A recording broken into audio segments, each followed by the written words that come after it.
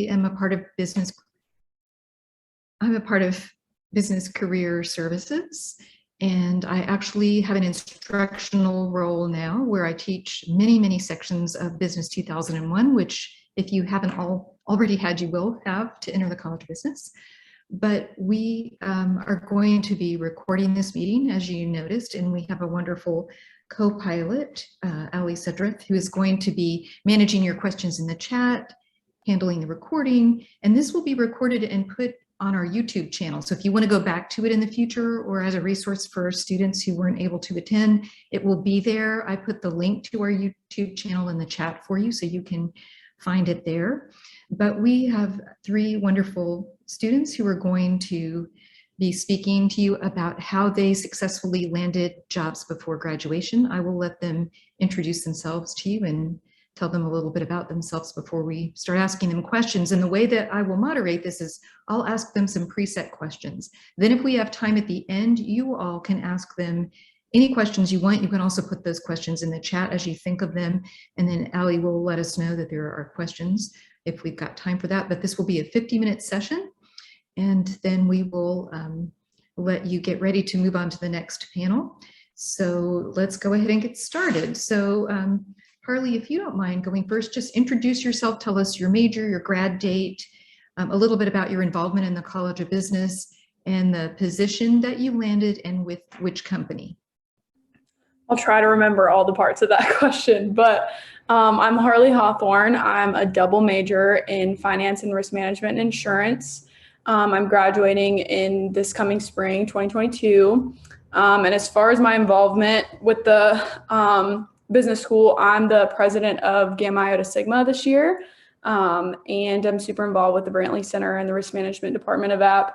And then I accepted a job as an account manager for a cyber liability team for a company called RPS, which stands for Risk Placement Services, and it's a wholesale brokerage firm.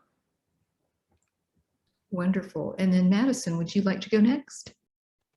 Hi, everyone. My name is Madison Brown. I'm a senior double major in finance and banking and risk management and insurance, and I have a minor in criminal justice.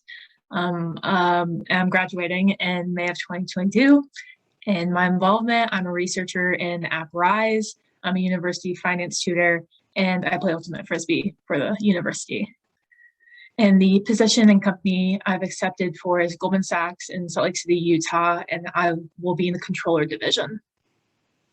That's really cool. Have you ever been to Salt Lake City before? Do you have family there? I don't have family there, but I was there last summer during my internship. Wonderful. And then Edward, please introduce yourself. Hey guys, so my name is Edward Crowther. I'm a senior. I will be graduating in May of 2022, so I'm excited for that. And my major is finance and banking, and following that, my involvement, I'm currently in the Bowden Investment Group. I was also a member of the junior Bowden Investment Group as well. I'm also a member of FSA and have been very active in the Walker College of Business just through some of the services they offer. And I will be accepting an offer with Bank of America through their FMAT rotational program since I interned with them this summer. Wonderful. Congratulations to all of you. To already know that you have a job must be a huge relief, and it's quite a big accomplishment. So you are going to help our students who are in our audience by giving them sort of your tips and advice on how they can do the same. And to get us started, I'm just curious what resources you used at ASU. Did you go to career fairs? Did you get help with your resume from our career coaches? Or was it your involvement in organizations or some workshops? Any ideas or any way you can tell us what you think, what resources you use that would be helpful? And Edward, let's just start with you this time. So I would say the big thing that was a key help for me, if you guys haven't gotten to know Miss Odom at the Walker College of Business, she is a huge advocate for getting students hired. I know before my B of A internship, she got me an internship on a sales and trading floor. So that's something I would recommend. Definitely go to the Walker Business Connects. We have that this week. That's how I got in touch with Bank of America, as well as joining things like FSA. they have lots of guest speakers. So whatever your related major is, get involved with clubs and organizations so that you can meet professionals that are already in the industry. And Madison, what about you? What resources did you use? Yeah, so I connected with Goldman Sachs through the Women in Financial Services program. And I think it was my sophomore year, they brought 10 of us to New York and we met with employers in New York, which was really awesome. And that's where I kind of found out about Goldman. And I also used resources such as like the resume and cover letter review.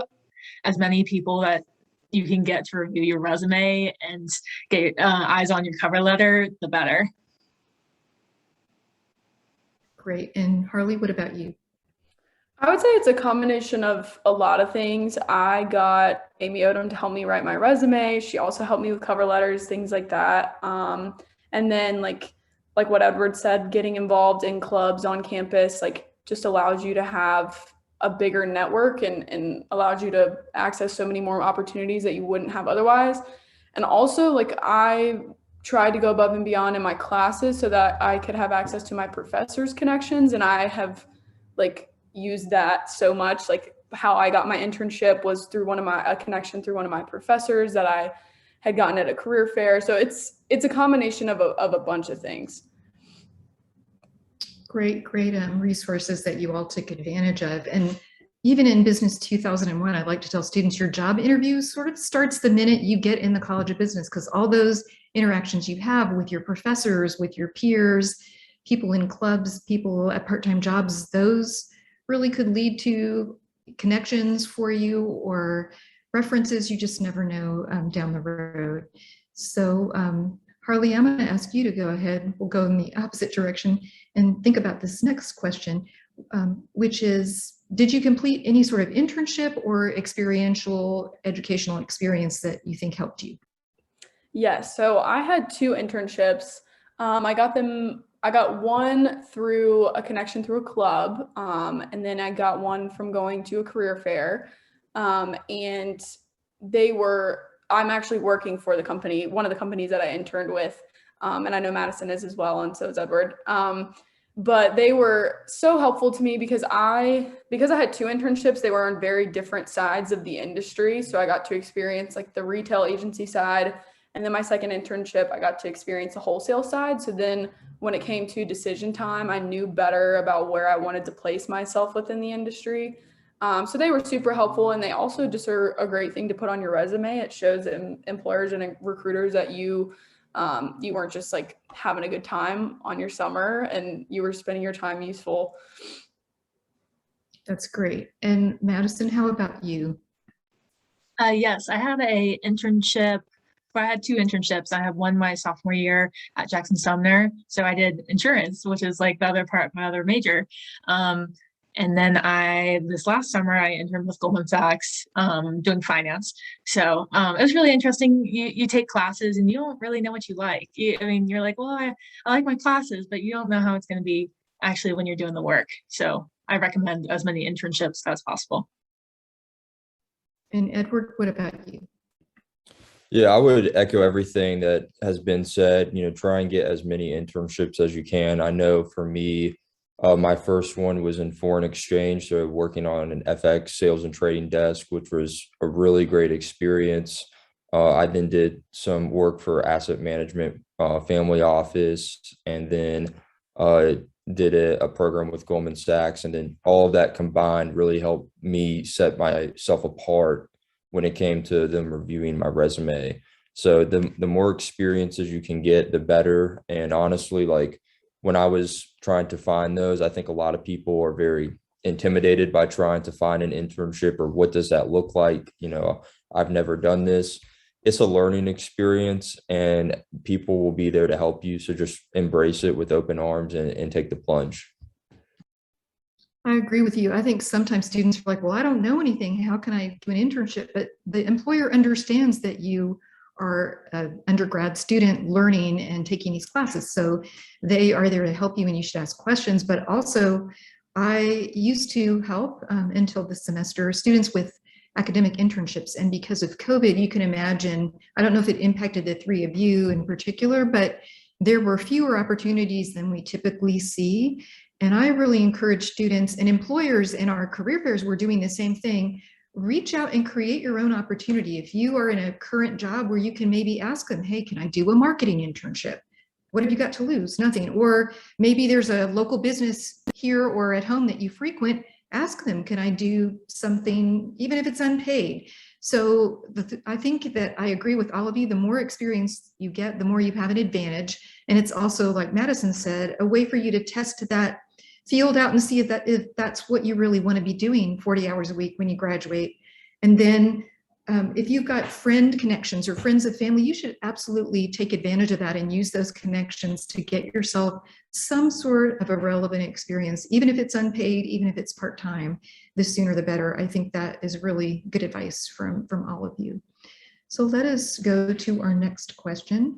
And Edward, I'll ask you to start with this one. What is one piece of advice you received about your job search that you found helpful?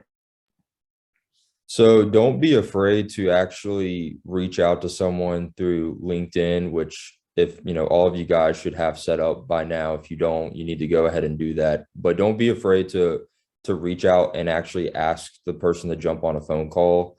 That makes a huge difference. I have literally cold called people in New York offices, on the West Coast, and I've never met them in person, but we've developed these connections through just talking on the phone and trying to learn more about their positions. And that is a really valuable asset in terms of trying to get a job, because if you can do that, not only will they see you're making that effort and remember you better, but you'll probably get further in the interview process. And I would say also too, with interviews, make sure that the recruiter, whoever it is, knows who you are before you put your stack or your resume in the stack. Because if you just are submitting your resume out there, chances are, especially for very competitive jobs, you're just not going to get looked at because they don't know who you are. So those would be some recommendations. So Edward, when you say make yourself known before you put your resume in a stack, are you talking about like at a career fair or some event where you have a chance to meet someone one-on-one?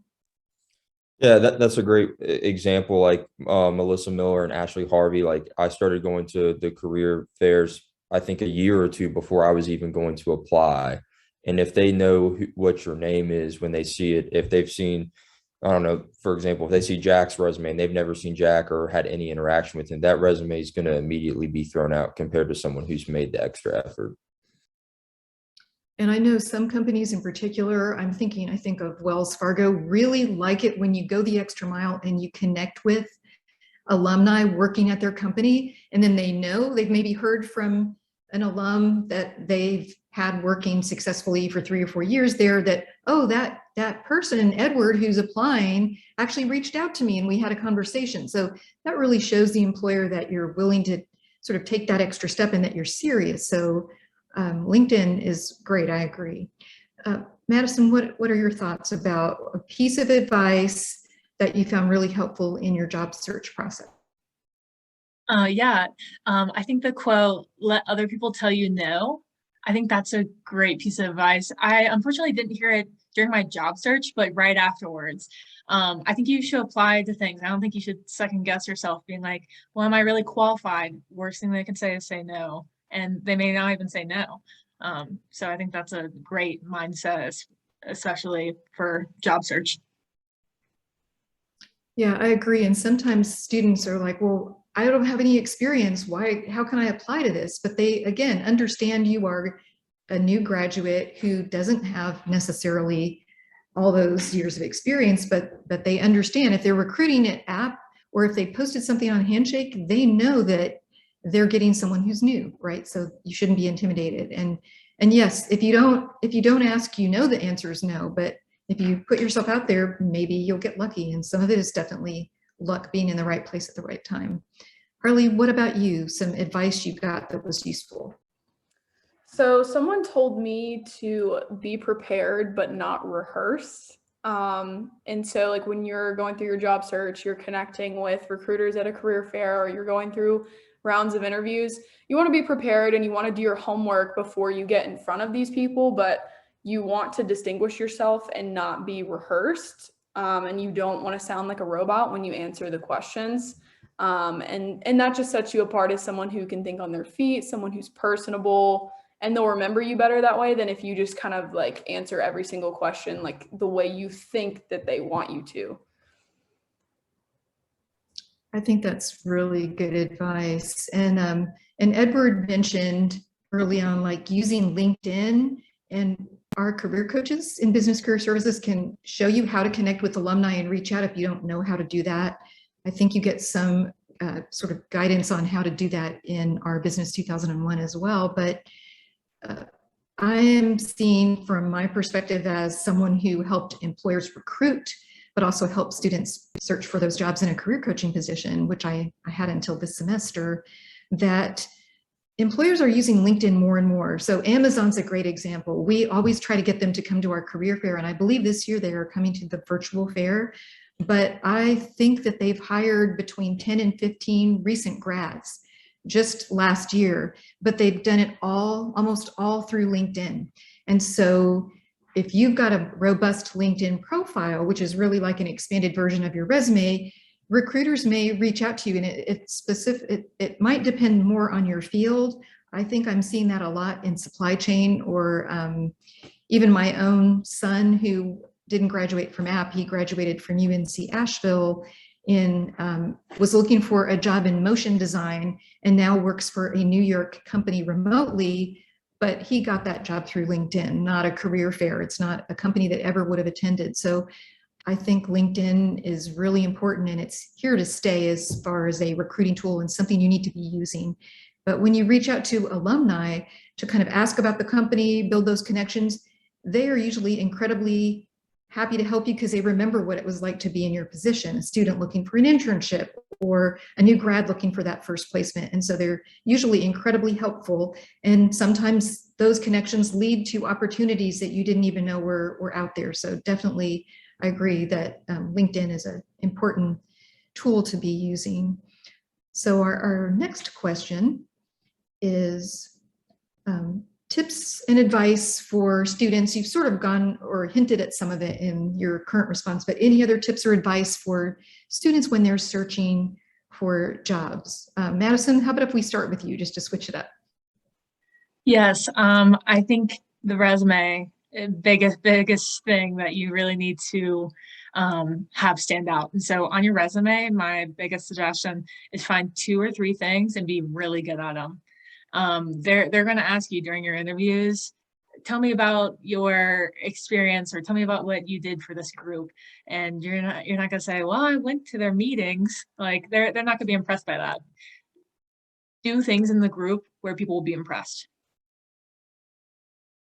So are you saying like less is more? So instead of being a member of like 5 clubs, if you're a member, or if you're in one club, but you have a position where you've got some degree of responsibility or leadership, like you're a treasurer or you're a marketing coordinator, that's going to be more meaningful. Is that what you mean? Absolutely. Like during my interviews, I talked about insurance research that I do.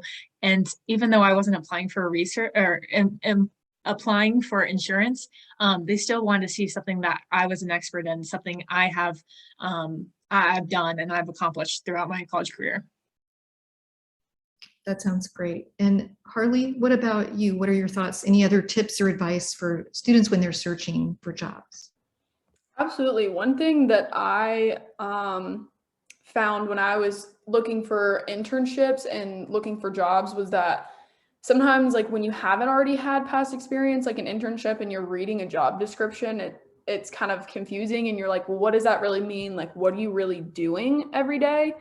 And so I think being transparent and asking questions, like take your job description and take it to a professor that is a professor of that industry or worked in that industry, and be like, hey, what does this mean? What does a person in this role really do every day? Or like even ask the recruiter, like they're there to answer your questions and they appreciate you asking. And I think they enjoy the opportunity to talk about what they do and share it with you. So I think being transparent and asking good questions and not acting like you know everything because they know that you don't.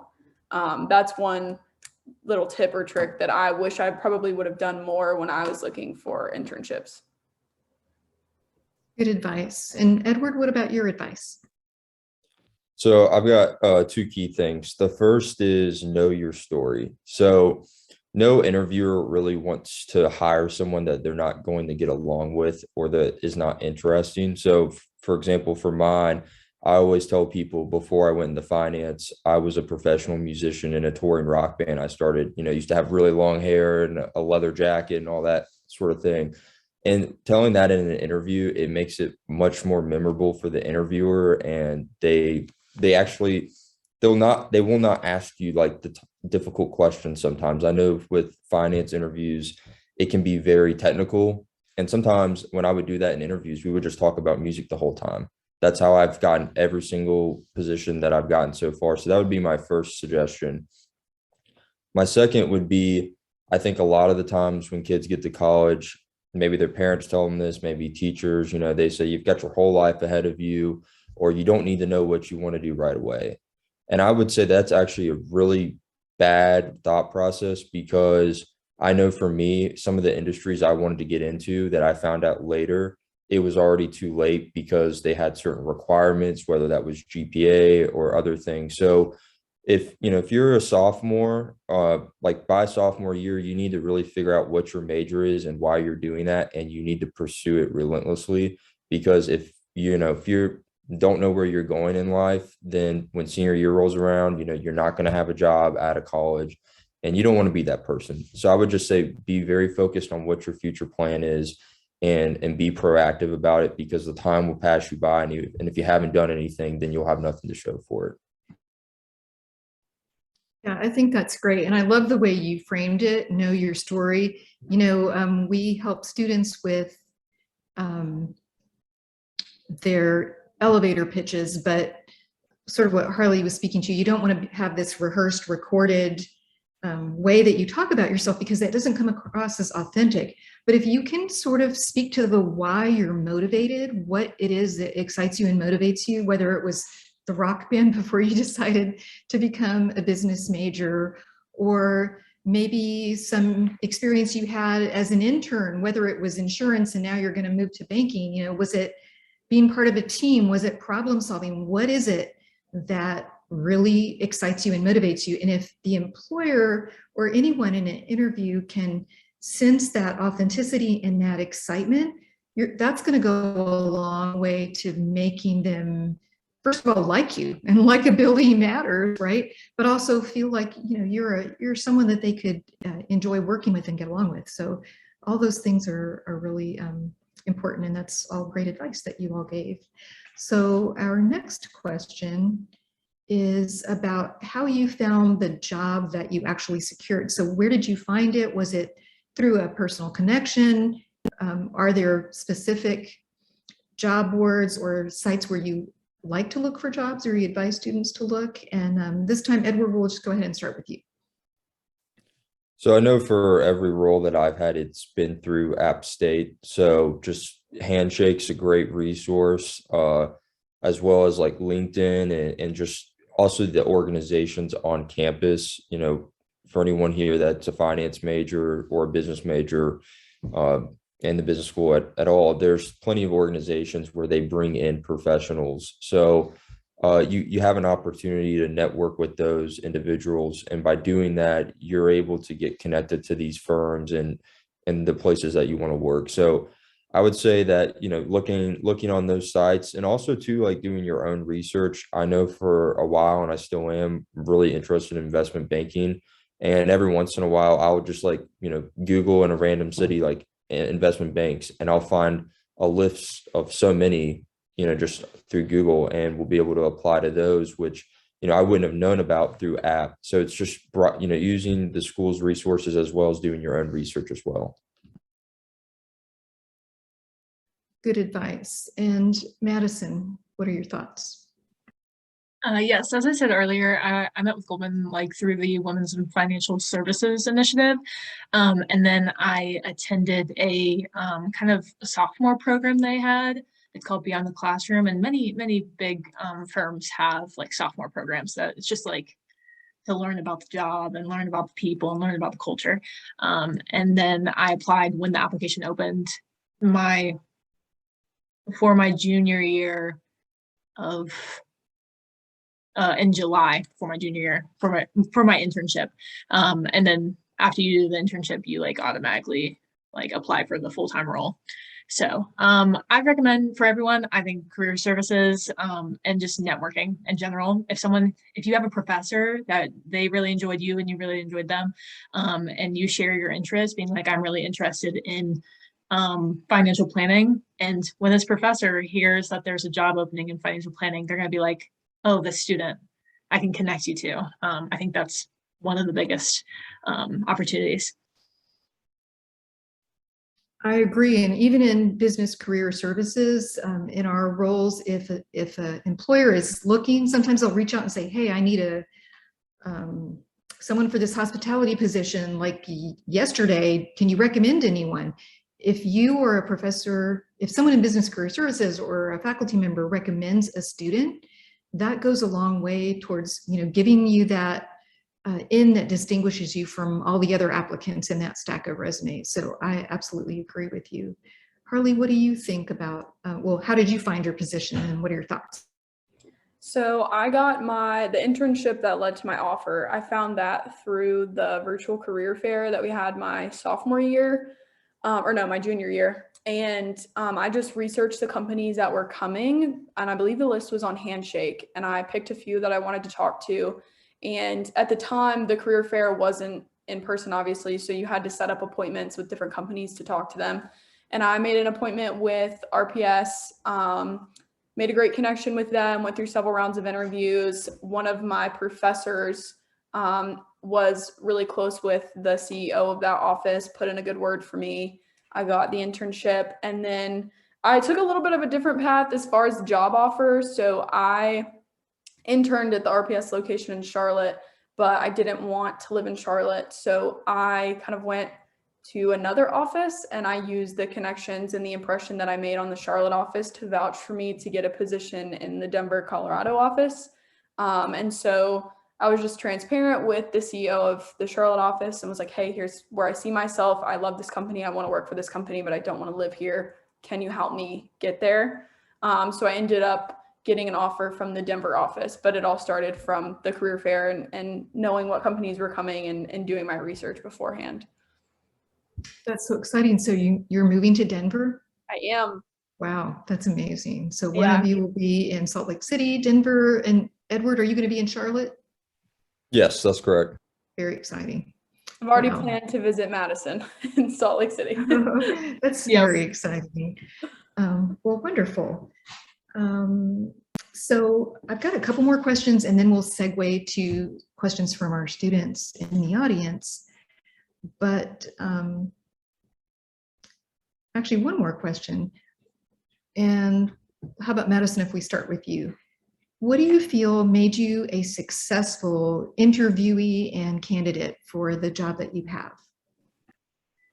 Yes, I think that the interview process, it's so tough because you have an hour, maybe you have 10 different people you have to talk to, really showing your authentic self, being honest and showing your motive for like long-term in the company. Just talking about yourself and being really comfortable. I think those all those things really shine out during an interview. And then I also mentioned talk about what you're an expert in. So they want to see what you've done, how accomplished you've been in the past 4 years, and how that would reflect in their company. The big thing about big firms these days, they want to see the culture. They want to see how would you contribute to our team? How would that team dynamic be? So, yeah. Did you look at the mission and value statement of Goldman Sachs as a way to prepare? Yes. Yeah, I read over that. Do you think that made a difference or not really? I think so. One of the interviewing questions was like talk about the culture and how you would fit in at Goldman. So I talked about my values of service and being a woman in business. Less than 14% of women are in the finance major. So it's really important that we have representation. Well, and you are all helping to change that. So that's a good thing. Edward, how about you? What do you think made you a successful interviewee and also a key? So I think a key thing was that I had a lot of work experience. I think what I would tell every student, and this is how I am, but honestly, I'm just not a huge fan of learning in classrooms, especially with the pandemic and everything. I feel that with work experience, it's a lot more tangible for what you're going to be able to do. So the fact that pretty much after every single internship, I had something else lined up for like the last 2 years really shows that I had an initiative to go down that path, was pursuing it, and also got a really wide variety of different things. You know, foreign exchange, for example, is not something many people go into or know about. It's a good niche to have. So that makes me like a valuable asset to any team that I join. I think also too, though, just knowing your story, like I said earlier, uh, that really sets an interview apart, because also too, if the major you're in, they have like maybe non-behavioral questions, you know, sometimes they would not even ask me the difficult questions, and it would just be a conversation like with a friend. So I think knowing your story, and also too, when you interview with people, try and just look at them as if like, you know, maybe you're going out with, you know, one of your friends to grab lunch or something. If you look at it from that instead of this big, scary thing, you're going to be a lot more confident and comfortable. And honestly, these people, most of them are pretty bored at work a lot of the times, and they're interviewing all these people. So if they get someone that's interesting, it actually makes their day a lot better, as well as your experience at the interview. I definitely think that's true. Harley, how about you? What made you successful? I think something that set me apart was I was able to translate my like non-industry related work experience into like valuable skills that would like allow me to add something to their company. Like I was a ski instructor for 3 years. I worked at a fine dining restaurant. Like I've worked on a farm, like all of those different things you would think would not help you get a job at Goldman Sachs, at Bank of America, at RPS. But I was able to translate the very like menial tasks that I did at my like college kid jobs.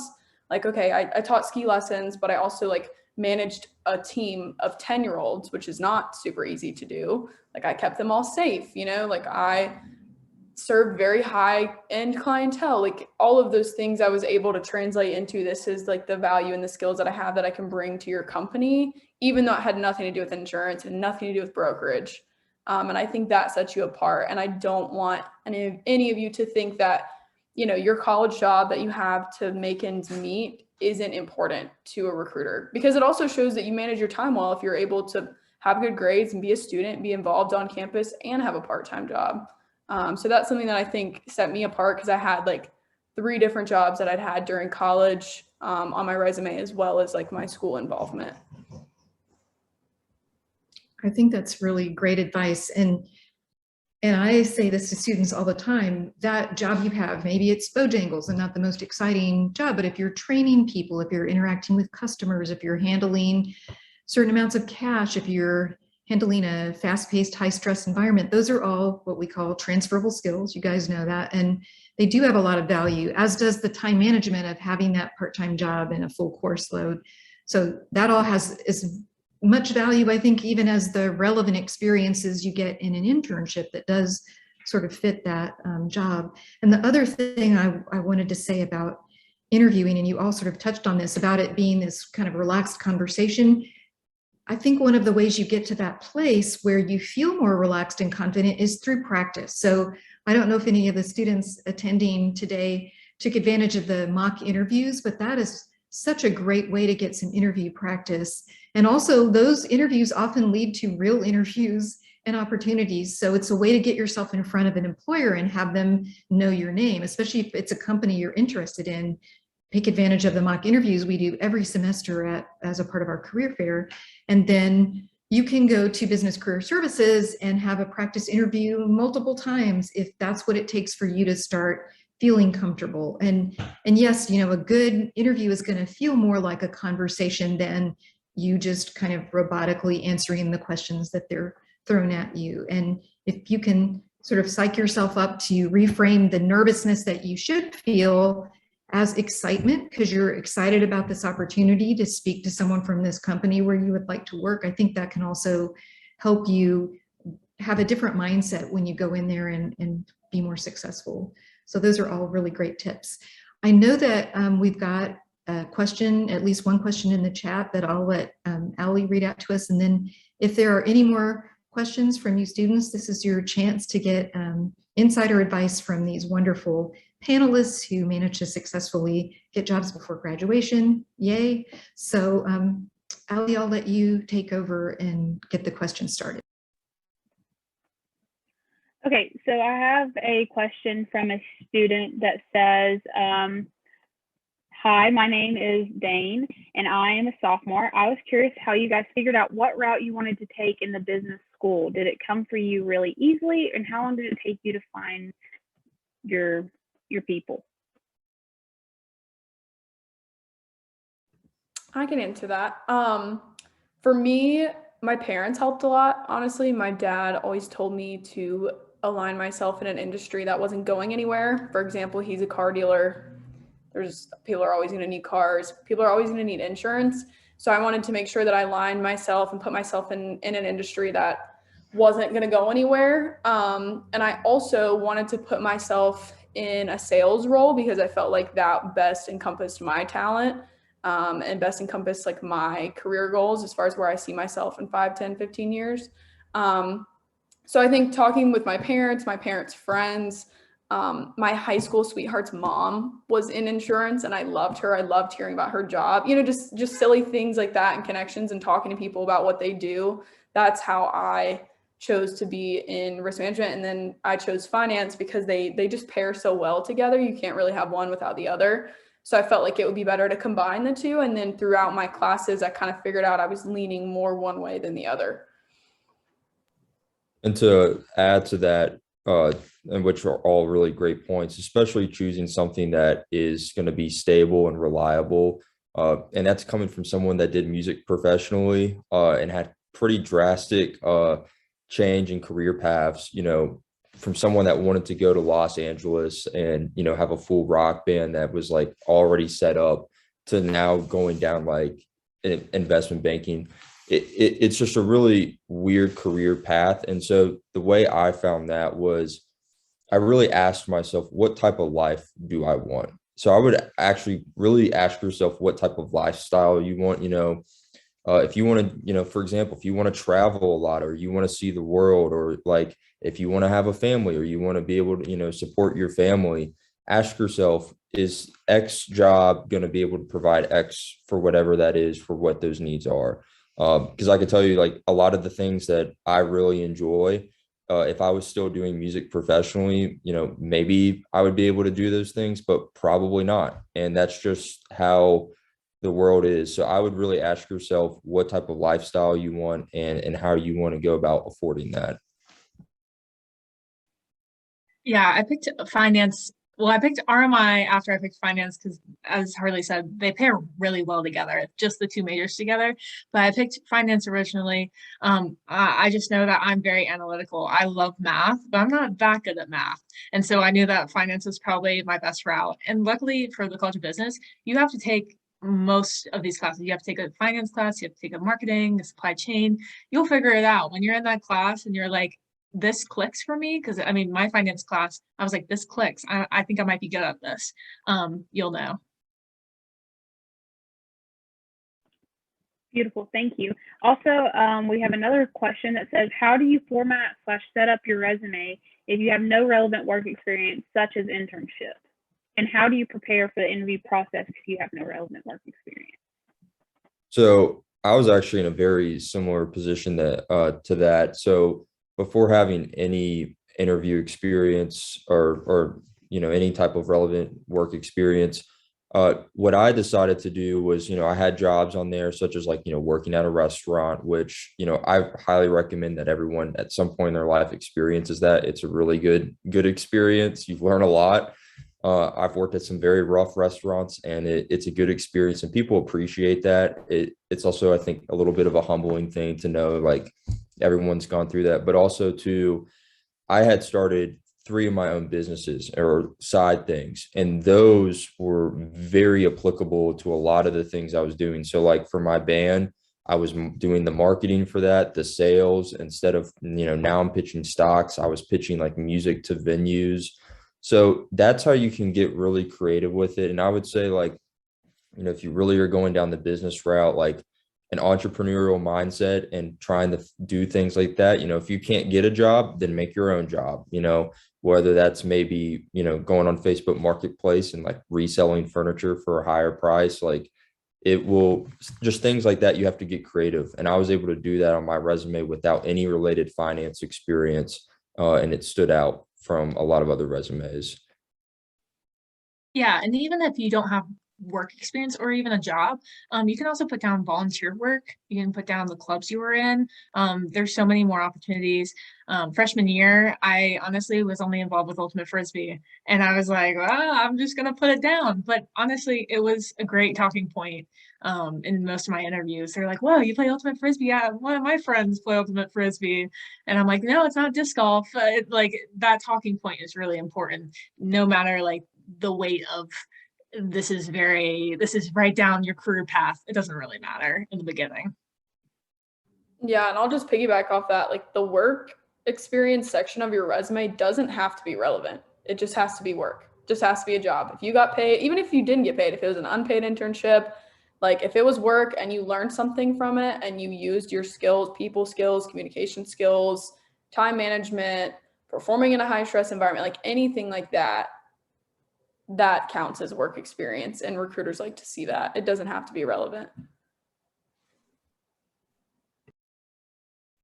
And I'd like to add something to that too, this idea of the entrepreneurial mindset, which I think is absolutely true and valuable. You know that there's the Entrepreneurship Center in the Walker College of Business, and that the cool coffee shop that we have, Beans to Brew, grew out of that center. So if you are someone who's curious about wanting to start your own thing, you will get a lot of help and support. That's what they do in that center. So I would encourage you, if you don't have a job or any sort of involvement, but that interests you, that would be a way to start kind of creating that opportunity for yourself. And there's also Enactus, which is a newer club that's an international club where the focus is using business for good specifically to meet the UN's sustainability goals. So there's some great opportunities just within Peacock Hall if you want to get more involved.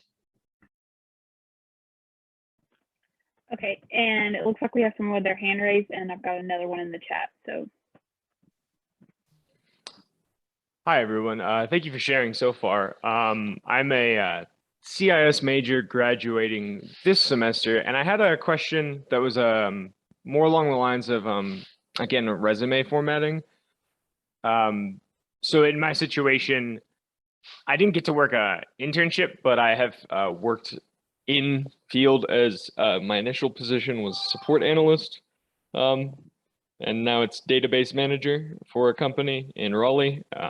Thankfully, I've been able to work remote, and I've worked there for 5 years. And so, that section obviously looks really strong in interviews, just because, graduating with the degree and then having the work experience. But it was related, my question was related to the, what do you include on your resume? Because I know the general formatting is, to keep it under one page. And I've asked a couple of professors in, my department, like Dr. Hunslinger and Dr. Kalita, about, what to cut out of the resume to fit in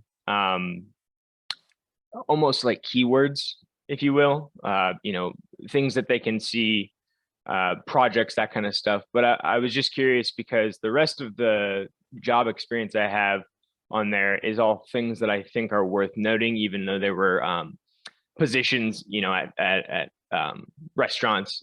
One was a shift manager, that kind of thing. So I thought that it was useful to keep on there because it had, the managerial part of it. But I was just curious, if at the end of the day, with that kind of resume, would it be best to, leave just the primary work experience and then list projects, or should I save that kind of stuff for like a portfolio that I can show the interviewer if they request it? I think I can speak to that as, I'll let Harley answer to you, but as a career coach, I would say that typically we say until you have about 5 years of professional experience, your resume should be 1 page. It sounds like you've got more than 5 years. So you may be one of those unique students in the College of Business who could have 2 pages. I would say get help from Business Career Services. That's really your best bet. I was just going to say what Madison said earlier, which was like, find the things that you're really, really good at and that you're really passionate about, and make sure that those are on that 1 page. If you are concerned about it being 1 page, I would put the things that you think are most relevant to the types of jobs that you're applying to. And then the other stuff you consider taking out or like putting like farther down. But I love what Madison said, and just pick a couple of things that you're really good about and that you can talk the most about in an interview, and then leave the rest for, you can bring it up in an interview, you can put it on your LinkedIn, you can talk about it with recruiters, but like for what they see about you when you hand them that sheet, you want to be the most important things that you're the most good at. Also, Okay. with formatting and like setup for resumes, College of Business has like a great outline. 100% would recommend that, because at least for very, very big firms, they have computers that scan through them. And so if you have a weird font or like a box or like certain colors, they won't show up and it will automatically deny your resume. So that formatting, that like 2 or 3 bullet point and that font and how that looks, perfect. Okay, great. Thank you. I appreciate the advice. All right, and then in the chat it says 2 questions. Edward, you mentioned cold calling or getting to know employers off of LinkedIn before applying. How would you go about approaching them? Also, planning on double majoring and taking a 5th year. Do employers see this as a red flag when looking for an internship? So that's a great question. So with the cold calling, what I always suggest is send them a message on LinkedIn or get their email and just say, hi, my name is so-and-so. I'm interested in what it is that you do. Do you have 10, 15 minutes maybe in the next 2 weeks to jump on a call to talk more? And believe it or not, most people are very willing to. I have talked to so many different people that I couldn't even begin to name all of them, all across the US and working at big banks in New York, the Charlotte area. I mean, the list goes on and on. And I think the reason I recommend that is there will be a lot of interactions between that as well as interviewing that are very applicable. There's been some managing directors I've, called and they've agreed to schedule time, and they've actually not been very pleasant to talk to, or they sound like that they don't want to talk to at all. But it's good to have that experience. So I would suggest, just sending them a message. Most people are more than willing to. And like it's been said here, go to LinkedIn and use the alumni function to find past App State alumni. We've all been in your shoes, and, every single one of us that are here are a resource to you guys. So I encourage all of you guys to reach out. In terms of like the double majoring and taking on a 5th year, I know we have 2 double majors here.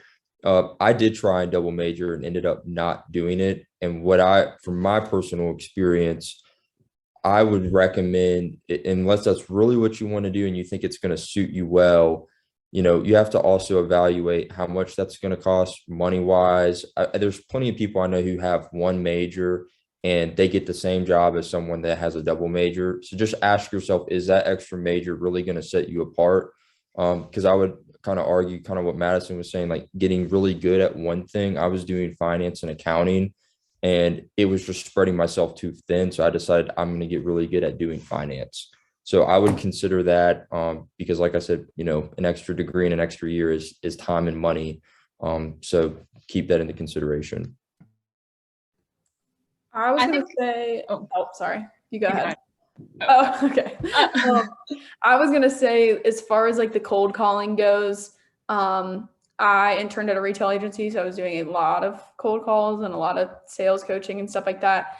And my biggest advice is try to make the call like lukewarm. I think cold calls are very hard and they're very awkward, but if you can set it up and like progress it into a way that when you actually talk to them on the phone, it's like lukewarm. So you send them a message, you shoot them an email, you have someone name drop you. Like that's how I got my job in Denver. Was I had people, I like, sent the Denver office an email. I connected with some of the cyber team on LinkedIn. I got people in the Charlotte office to make phone calls for me. And then so by the time I talked to them, I knew a lot about them. They'd heard a lot about me, and it was more of like an easygoing conversation than me just picking up the phone and calling RPS in Denver being like, hey, I'm Harley. So try to make the call lukewarm, and you can do that by making it like a progression as opposed to just literally cold calling them. Yeah, so the 5th year part, the 5th year double major, I think it's fine. I think if that's something you really want to do, I think it makes you stand out. Like people who I worked with, they were like, wait, you're a double major in insurance? And I was like, yeah. And they're like, I didn't even know that existed. But they called Appalachian, they said Appalachian. So they also don't know a lot of other things too. But I think that's fine. And you'll just apply to things when you graduate. Honestly, they're only looking at your graduation date. They're like, okay, you're going to graduate between these 2 time frames. That's the only thing that really changes it. That, and it's not like you're taking a 5th year because you like were goofing off. You're taking a 5th year because you wanted to continue your education and like better yourself. So I definitely think it's a personal decision. I think there are pros and cons to it, but like I say, if that's what you really want to do and you have the funds to be able to do that, then go for it. Well, we need to wrap up. Unfortunately, we're out of time, and we've got a quick giveaway for our student participants. So Allie's going to handle that. And if you are the winner, if you'll just stick around for a few minutes so we can get your info in the chat and make sure we get the gift to you.